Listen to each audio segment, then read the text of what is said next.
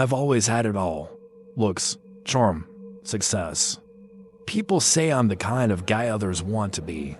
I built a life most people only dream about. Fancy cars, luxury apartments, the admiration of everyone around me. Women fall at my feet, and men respect me. I'm rich, powerful, and used to getting exactly what I want. But the one thing I couldn't have was Elise, and that made me want her even more. It all started harmless enough. I wasn't looking for trouble, but sometimes trouble finds you. Her name was Elise, Daniel's wife, gorgeous, confident, and completely out of reach. But that's what made it exciting, wasn't it? The thrill of the chase. I always got what I wanted, and I wanted her. That night at the office party, everything shifted. She had too much to drink, and when we ended up alone in the corner, I knew I could push things a little further. She was complaining about her marriage, how Daniel wasn't paying her any attention anymore. I listened, offered some comfort, a few compliments here, a little touch there. Before long, she leaned in, and that was it. We crossed the line. She regretted it the next day, tried to act like it never happened, but I wasn't about to let her forget. That's when I realized I had her exactly where I wanted. All it took was one text. I have photos. I have messages. We need to meet.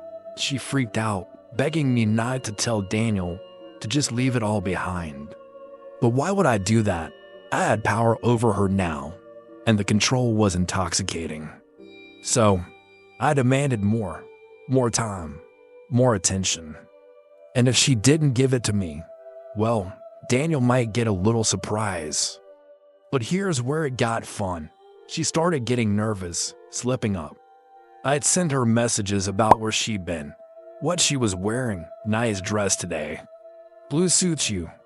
She didn't know I'd been following her for weeks, learning her routine, showing up where she least expected me. The fear in her eyes when she realized I was everywhere she went, it was perfect. I had her cornered, and there was no way out. Or so I thought. One day, she suddenly changed. She reached out to me, said she was ready to meet again, that she'd do whatever I wanted to keep things quiet. I should have seen it coming, but my arrogance blinded me. I agreed to meet her in a park after dark, far from prying eyes. She seemed so willing, so desperate, I figured I'd finally broken her down completely. We met under the trees, shadows flickering from the streetlights nearby. She played her part well, acted like she was scared but willing to give in. I started talking, laying it all out, telling her how easy it had been to control her. I even told her about following her, about knowing every detail of her life.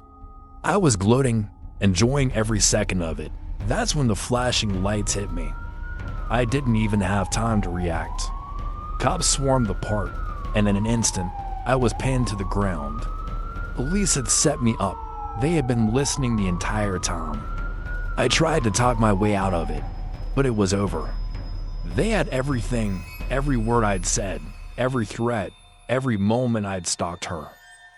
In court, it all came out. The blackmail, the stalking, the obsession. Elise testified against me, calm and composed.